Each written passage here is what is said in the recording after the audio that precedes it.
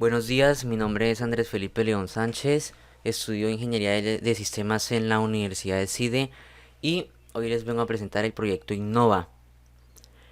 El proyecto consiste en que el área comercial solicita un proyecto, el cual es un programa en el cual se puede consultar el rango que tiene una persona inscrita a un servicio.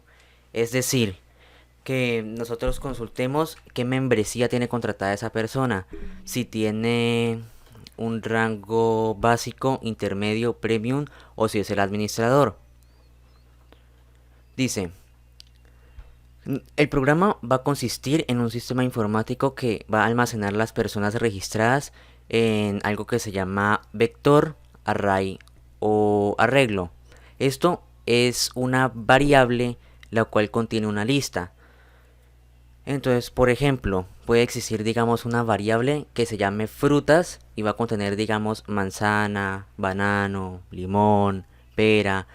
Acá lo que haremos será crear una lista, pero la cual va a contener las personas registradas en el servicio. Luego le vamos a preguntar al usuario qué persona es la que quiere consultar el rango para luego mostrarle qué membresía es la que tiene contratada. Los rangos disponibles en ese servicio son básico, intermedio y premium. Y administrador en caso de que sea el administrador. Lo primero que tenemos acá es el pseudocódigo del programa. ¿Qué es el pseudocódigo? El pseudocódigo es una forma de escribir código a una forma más parecida a como lo escriben los humanos. Es decir, es un lenguaje más parecido al de nosotros. Entonces, los lenguajes de programación normalmente se escriben en inglés, pero como el pseudocódigo es más como una combinación del lenguaje de programación con el lenguaje humano, lo que hacemos es darle instrucciones a la computadora por medio del español. Y acá tenemos el proyecto Innova aplicado a diagrama aplicado a pseudocódigo. Entonces acá tenemos el programa Pseint, que fue donde yo hice el pseudocódigo. Y vemos que al principio tiene algoritmo consultar membresías. Esto es el inicio del algoritmo para que el algoritmo empiece a correr. Luego tenemos definir elección como entero. Esto quiere decir que estamos declarando una variable llamada elección como un tipo de dato numérico entero. Luego estamos escribiendo al usuario la explicación de cómo funciona el programa. Entonces, por ejemplo, acá dice, este programa sirve para consultar qué membresía tiene un usuario, y acá saluda al usuario y le muestra una lista de nombres, los cuales cada uno tiene una membresía y el usuario puede escoger cuál de ellos quiere averiguar la membresía. Luego lo que hacemos es definir otra variable cantidad como entero, cantidad de usuarios, para almacenar la cantidad total que haya de usuarios, ¿sí? En este caso le pasamos el valor de 7 porque la cantidad de clientes que tiene el programa es 7. Y acá es donde declaramos la lista, donde declaramos el array, la cual va a contener las personas registradas en el programa. Luego también creamos otro array, otra lista, que esta ya va a contener la información de la membresía de cada usuario para podérsela después mostrar al usuario según lo que haya elegido. Acá lo que tenemos es un ciclo para o for, que lo que hace es recorrer toda la lista y mostrarle al usuario las opciones que tiene para elegir, qué usuario quiere elegir. Luego le pedimos que por favor ingrese el número correspondiente al usuario al que quiere consultar el rango de la membresía, ya que cada usuario tiene, digamos, como un número asignado para poder ser elegido. Luego tenemos una condicional que, digamos, verifica que el número que haya ingresado el usuario si esté asignado a un usuario, y en caso de que no, entonces el programa va a decir, lo siento, este usuario no existe. Luego tenemos lo que es el diagrama de flujo, que el diagrama de flujo es una forma de representar un algoritmo de una manera gráfica. Acá los comandos se dan por formas, entonces por ejemplo, un óvalo sería un inicio o un fin, un rectángulo sería procesos, que ahí es donde por ejemplo redeclaramos variables, le podemos asignar valores a variables, donde el programa procesa las cosas. Em, También tenemos entrada de datos para poder entrar datos al programa. Tenemos condicionales con un rombo.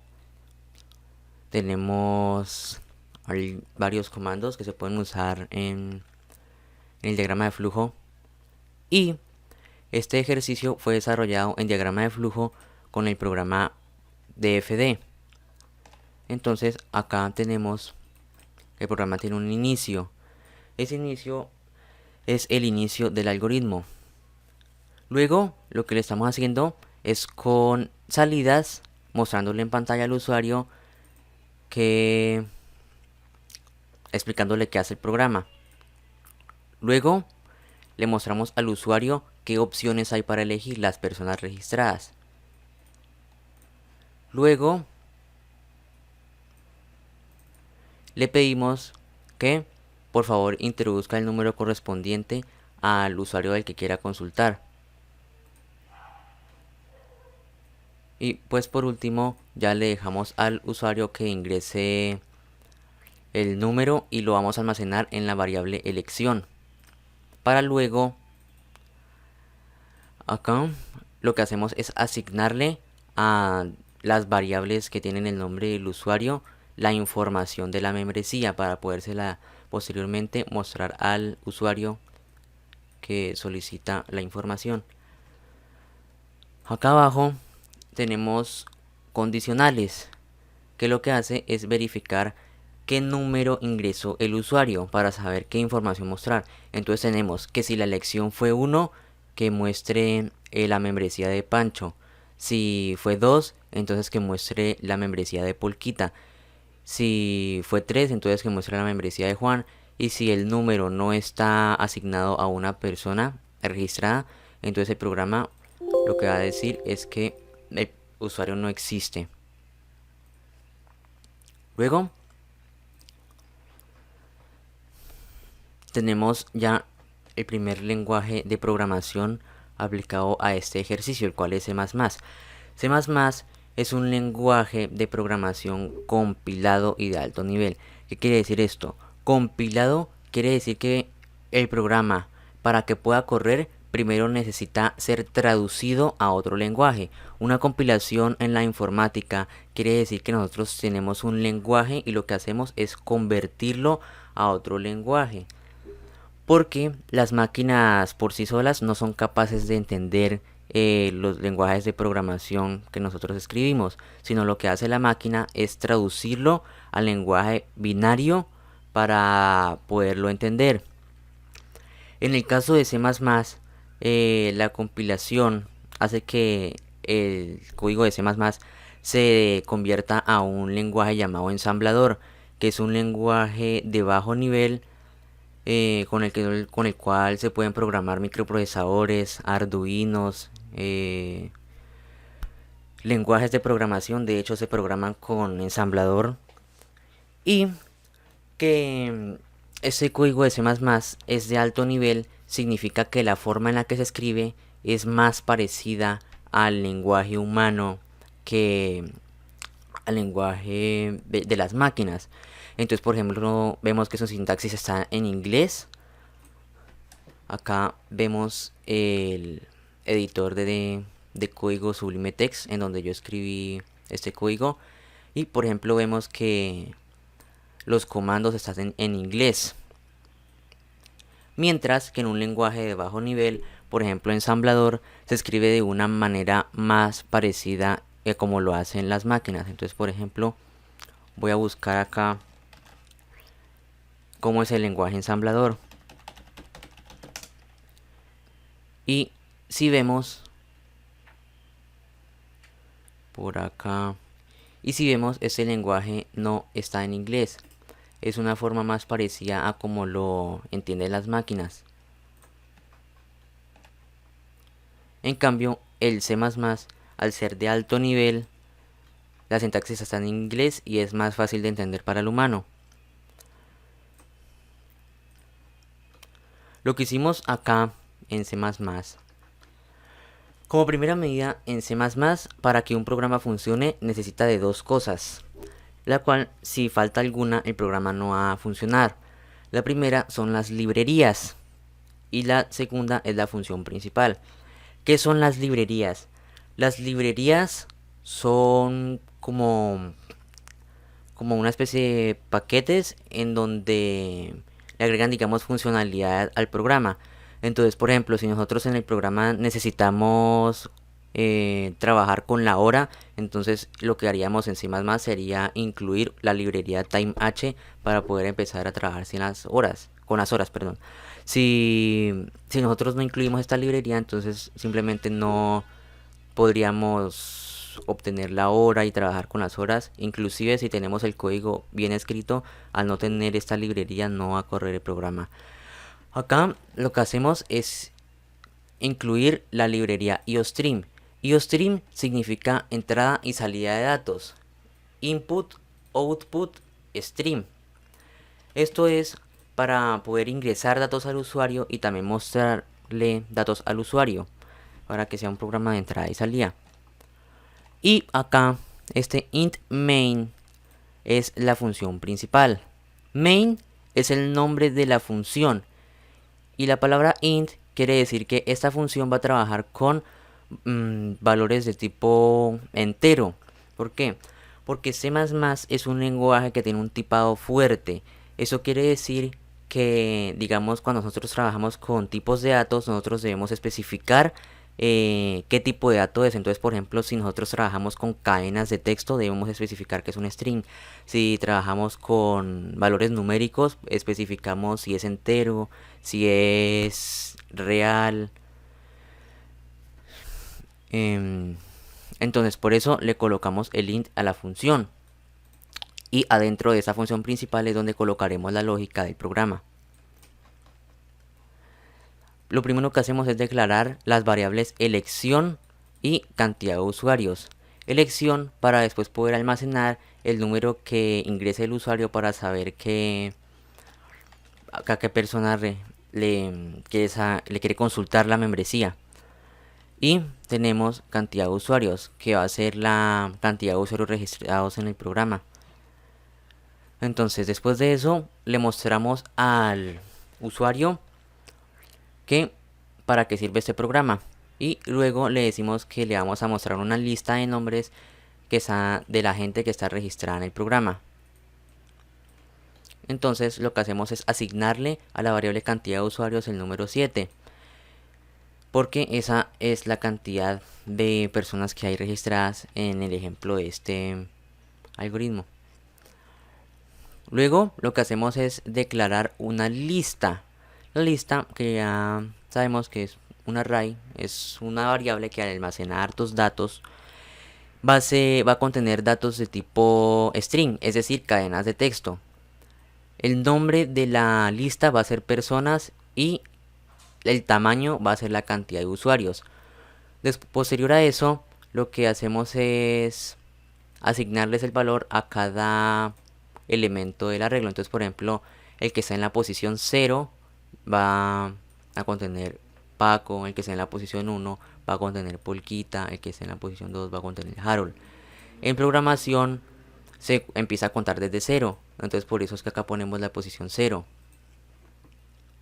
Y luego declaramos otro array, también va a tener tipos de datos string y el nombre del array va a ser membresías, el cual el tamaño también va a ser igual a la cantidad de usuarios que hay registrados en el programa. Luego asignamos lo mismo, los valores a cada elemento de la lista con la información de la membresía de cada persona. Luego lo que hacemos es un ciclo for o para poder recorrer esta primera lista y poderle mostrar al usuario qué personas están registradas en el programa para que pueda ingresar el lo que él elija. Lo que hacemos es acá dentro del for inicializar la variable i, que le ponemos si, digamos, porque es una variable iteradora que va iterando en cada vuelta del ciclo. Le asignamos 0 para que empiece contando al elemento 0 de la lista. Le decimos que este bucle se siga ejecutando si i es menor que la cantidad de usuarios y que en cada vuelta i se incremente 1. Luego dentro de ese for lo que hacemos es escribirle al usuario el elemento de la lista más el 1. ¿Sí? Bien, no es que le estemos escribiendo el elemento de la lista. Y en cada vuelta del ciclo va a valer un número y cada vez se va incrementando. Entonces lo que hacemos es que primero va a valer 0, luego va a valer 1, luego va a valer 2, luego va a valer 3 y así hasta llegar a 6. Entonces lo que hacemos es mostrarle al usuario el número que vale i más un 1. ¿Por qué? Porque el usuario no va a empezar a contar desde 0, él sí empieza a contar desde 1. Entonces por eso le incrementamos 1 a nuestra variable. Luego dejamos un espacio y le mostramos ahí sí el elemento que esté en la posición que en ese momento tenga ahí.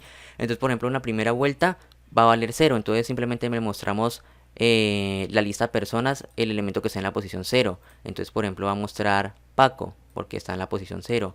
Luego va a mostrar la posición 1, entonces va la posición 1 pues sería Polquita y después la posición 2 sería Harold y así. Luego, después de mostrar eso en pantalla, él le dice al usuario que por favor digite un número correspondiente al usuario del cual le quiere consultar la membresía. ¿Listo? Y le pedimos que por favor ingrese la variable, bueno, el dato que va a contener la variable elección, ¿sí? Y luego tenemos una condicional que lo que va a hacer es validar que el número que ingresó el usuario sí esté dentro del programa. Entonces, por ejemplo, si hay 7 personas y puedes escoger los números del 1 al 7 dependiendo de qué persona quieras escoger.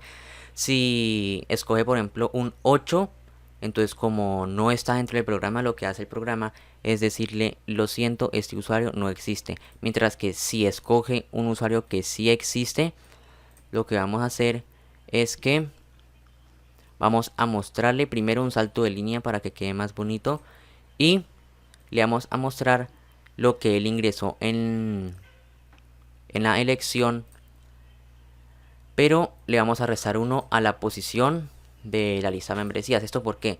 Porque el usuario ya sabemos que ingresa un número del 1 al 7, pero el programa lo que entiende en la lista es números del 0 al 6. Entonces por eso le debemos restar 1 a la elección del usuario, para que quede con números del 0 al 6. Y por último un salto de línea. Ya para terminar, acá tenemos un system pause. ¿Qué quiere decir este system pause? Cuando en C++ ya se nos crea el archivo ejecutable, el archivo .exe, nosotros podemos correrlo sin necesidad de abrir un editor de código el cual tenga escrito el código, valga la redundancia. Y si nosotros no ponemos este system pause, lo que va a hacer el programa es que apenas llegue a este punto el programa se va a cerrar, por lo que no vamos a poder ver cuál es la membresía, cuál es la información de la membresía del usuario que consultamos. Y se coloca el system pause para pausar el programa y que para poder continuar tengamos que presionar una tecla. Eso para que el programa no se cierre y corra bien. Entonces, por ejemplo, acá tenemos el archivo .exe de ese trabajo y vemos que acá está el programa. Entonces nos dice, ese programa sirve para consultar qué membresía tiene un usuario. Hola usuario, esta es una lista de nombres de los cuales cada uno tiene una membresía. Está Paco, Polquita, Harold, Pedro, Pancho, Juan y Santiago. Entonces dice, por favor, digita el número correspondiente al usuario, el cual le quieres consultar el rango de la membresía. Ponemos, por ejemplo, que queremos consultar a Pedro. Entonces ponemos 4 y dice, el usuario Pedro es Premium. En caso de que nosotros no hubiéramos puesto System Pause, lo que pasaría es que el programa se nos hubiera cerrado. En cambio, como nosotros le pusimos el System Pause, nos dice presione una tecla para continuar. Y ya si presionamos la tecla, ya se nos va a cerrar el programa. ¿Listo? En caso de que pongamos un número el cual no esté asignado a un usuario, por ejemplo, si le ponemos 10, lo que va a decir es: lo siento, este usuario no existe, presione una tecla para continuar. Y la presionamos. ¿Listo? Luego tenemos otro lenguaje de programación con el cual también hicimos este ejercicio, que es Java. Java es un lenguaje también de alto nivel. La sintaxis es más parecida como nosotros los humanos escribimos y hablamos, pero es un lenguaje semicompilado. ¿Esto qué quiere decir? Que para que el programa corra necesita de una máquina virtual. Esa máquina virtual que Java utiliza se le conoce como JDK. Eso sirve para que Java pueda correr. Beneficios de lo que tiene esta máquina virtual es que optimiza el código en lo que es, digamos, RAM. Digamos, mira qué cosas están malgastando memoria y cómo se puede optimizar, y la máquina es la que se encarga de optimizar esto. Esto es una muy buena noticia para el desarrollador, porque al final lo optimiza la máquina, y también es bueno porque lo que hace es que Java pueda correr en cualquier plataforma. Entonces, por ejemplo, Java puede correr de la misma forma en un Windows que en una Mac, y lo hace mucho más volátil, digámosle así.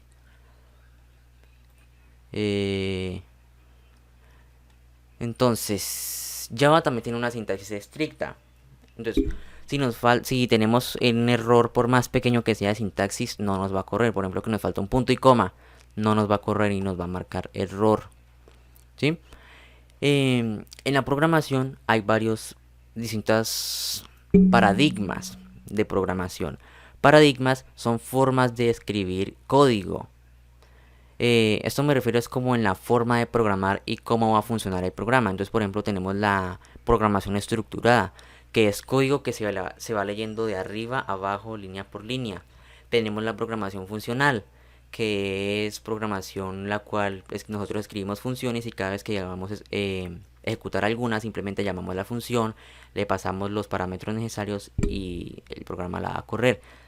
Tenemos también la programación reactiva, que es una programación que sucede, digamos, los procesos a tiempo real. Por ejemplo, WhatsApp. WhatsApp está hecho con el paradigma de programación reactiva, porque al momento en el que yo mande un mensaje, en ese momento le va a llegar a la otra persona y viceversa. Está ocurriendo a tiempo real. Y también tenemos un paradigma que es el paradigma de la programación orientada a objetos, que es con el cual trabaja Java. La programación orientada a objetos consiste en explicarle al programa cómo se comporta un objeto. Entonces, por ejemplo, que nosotros creemos el objeto perro. Nosotros le podemos escribir, nosotros le podemos describir al programa cómo es un perro. Entonces, por ejemplo, le decimos que el perro tiene unas propiedades, las cuales serían, por ejemplo, color, estatura, tamaño, raza, nombre, edad. Y ese perro también le decimos al usuario, al programa, cómo es que ese objeto interactúa. Entonces, tenemos algo que se llaman métodos, que son, digamos, acciones que hace el objeto. Entonces, por ejemplo, el objeto perro puede ladrar, ese sería un método. Puede correr, puede comer, ¿sí? Puede lamer. Eso serían métodos de ese objeto. Y Java trabaja con ese paradigma. Entonces, lo que vamos a hacer es ver lo interesante que es el código. ¿Listo? Entonces, acá al principio del código lo que tenemos es import Java útil. ¿Listo? Para Java, para que pueda correr un programa, no es 100% obligatorio que tenga librerías, como es el caso de C++. Acá las librerías las importamos cuando tengamos que usar alguna función que contenga esa librería. Entonces, por ejemplo, en este programa, como vamos a pedirle datos al usuario, necesitamos la librería java.util, que lo que hace es que nosotros le podemos pedir datos al usuario creando, digamos, un objeto que va a ser instanciado de la clase scanner para después poder ejecutar un método que lo que haga sea pedirle datos al usuario. Entonces, simplemente lo que vamos a hacer es tener un objeto, el cual va a tener un método que sea pedirle datos al usuario. Para eso nos sirve java.util. Luego tenemos la clase pública. Entonces, como vemos que Java tiene paradigma de programación orientada a objetos, vemos que tiene sintaxis de programación orientada a objetos. ¿Qué quiere decir esto de public class? Listo. Entonces, resulta que en la programación orientada a objetos, nosotros para poder crear objetos tenemos algo que es como un molde. Tenemos algo que tomamos como base para crear los objetos. A esto se le llama clase. Entonces, por ejemplo, en el caso de Minecraft, tenemos una clase que es la clase cubo. Y de ahí de ese molde vamos a tomar los demás objetos que queramos crear. Entonces, por ejemplo, que queramos crear un bloque de arena. Entonces, lo que hacemos es crear ese objeto instanciándolo de la clase cubo, ¿sí? Para que tome las propiedades y métodos que tiene esa clase para luego agregarle otros más que son más específicos de la clase, no, perdón, del objeto bloque de arena. Y así con todos los demás bloques. Entonces, por ejemplo, nosotros creamos el bloque de TNT. Nosotros lo que hacemos es instanciar ese objeto de la clase cubo. Y luego le agregamos más propiedades como lo es, por ejemplo, la textura, que sea así roja y que diga TNT. Y también le agregamos métodos, como por ejemplo es el de explotar. Public class sería el molde, ¿sí? La clase de ese programa. Y public, en la programación orientada a objetos, hay algo que se llama encapsulamiento. El encapsulamiento es, digamos, desde dónde se puede acceder o no a algo. Entonces, por ejemplo, si ponemos public class, quiere decir que es una clase pública. Es decir, que esa clase se puede manipular desde cualquier parte del código. En cambio, si nosotros pusiéramos private, quiere decir que es una clase privada y no podría ser accesible desde cualquier parte del código. En este caso sí es obligatorio que sea public, porque si no, no nos va a correr. ¿Listo? Y adentro lo que hacemos es tener un método principal de esa clase, que es lo que nosotros vamos a ejecutar. Tenemos que el método es público y que es un método estático. ¿Qué quiere decir esto de un método estático? Resulta que, por ejemplo, nosotros tengamos la clase animal y nosotros creemos el objeto perro. Entonces, el objeto perro va a poder tener, digamos, métodos para que haga las acciones de un perro. Digamos que nosotros en la clase animal, nosotros hayamos puesto, digamos, un método que sea ladrar, en caso de que el objeto creado sea un perro. Entonces, nosotros para poder ejecutar ese método, primero debemos crear el objeto perro y luego ahí sí ejecutar ese método desde el objeto perro.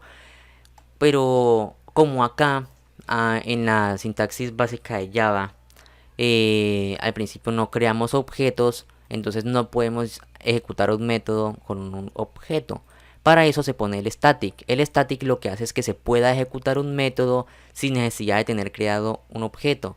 Simplemente se carga la clase y ya se puede ejecutar ese método si es un método estático. ¿Listo? Y adentro de eso tenemos lo que es la lógica del programa, la lógica principal. Entonces tenemos que declaramos las variables elección y cantidad usuarios. Le mostramos al usuario cómo funciona el programa, le asignamos a cantidad de usuarios el tamaño que tiene la lista donde vamos a almacenar los usuarios. Y acá lo que hacemos es declarar la lista. La lista que va a tener tipos de datos string, Java también es un lenguaje que tiene un tipado fuerte, por eso toca especificar qué tipos de datos, con qué tipos de datos trabaja las cosas. Y acá la lista se va a llamar personas y va a ser igual a el objeto lista. Y después procedemos a asignarles el valor a cada elemento de la lista. Entonces acá están las personas registradas en el programa y lo mismo acá. Creamos una lista y le almacenamos la información de las membresías de cada persona. Luego, con un for, recorremos esta primera lista para poderle mostrar al usuario las opciones posibles. Después le decimos al usuario que por favor digite el número correspondiente al usuario del que quiere consultar. Y acá hacemos uso de una funcionalidad de la librería Java útil, que es el objeto escáner. Entonces lo que hacemos acá es crear un objeto que se llama elección S y va a ser igual a, digamos, acá está ejecutando, ¿cómo digo? Va a ser igual a esto. ¿Listo? Esto para... Bueno, lo que hacemos acá es crear el objeto elección S y new es porque estamos creando un objeto. Y scanner, eso quiere decir la clase de la cual lo estamos tomando. Entonces lo que estamos haciendo es tomar el molde scanner, ¿sí? Y acá le ponemos system.in porque es entrada de datos. En caso de que fuera, no sé, salida de datos, sería system.out. Y lo que hacemos es que vamos a almacenar en una variable elección lo que el usuario ingresa al programa. Entonces simplemente el objeto elección S le vamos a ejecutar el método nextInt, que es lo de pedirle al usuario los datos. Ponemos nextInt porque le estamos pidiendo un valor numérico. Si en caso de que le hubiéramos pedido una cadena de texto, lo que tendríamos que poner sería nextLine. Después lo que hacemos es esta condición para validar que el usuario haya escrito un número que sí corresponda a un cliente, y en caso de que no, decirle que no existe, y en caso de que sí, pues mostrarle que la información del cliente del cual se consultó. Luego, después de eso, tenemos algo que se llama prueba de escritorio. Una prueba de escritorio es una especie de tabla en la cual nosotros ponemos el flujo del algoritmo de una manera más gráfica. Esto nos sirve para saber si el programa sí está haciendo lo que nosotros queramos. Entonces, por ejemplo, acá vemos este ejercicio en la prueba de escritorio. Entonces tenemos las variables que sería elección, que es lo que el usuario entra al programa. Tenemos lo que se entra al programa y lo que sale, y lo que se muestra en pantalla, que sería lo mismo que lo que sale. Entonces tenemos que si la variable es elección es igual a 3, entonces la entrada va a ser 3 y la salida es Harold, es el admin, y pues en pantalla se va a mostrar eso mismo. Entonces tenemos que si la elección es 5, la entrada va a ser 5 y la salida va a ser Pancho, es intermedio. Entonces vemos que el programa funciona como se esperaba, o bien. Y ahora pasamos a la conclusión.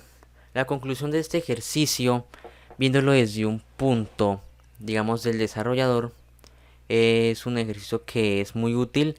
Sirve para poder ejercitar, digamos, lo que es la lógica de programación, para poder tener, digamos, más habilidades para solucionar los problemas que se nos presenten.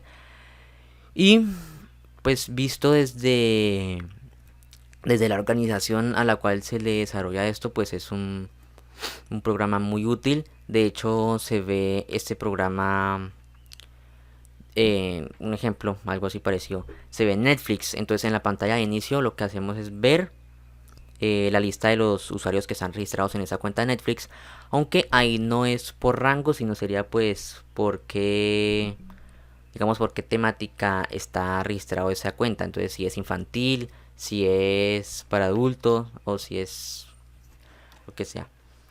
¿Listo? Entonces muchas gracias, me despido.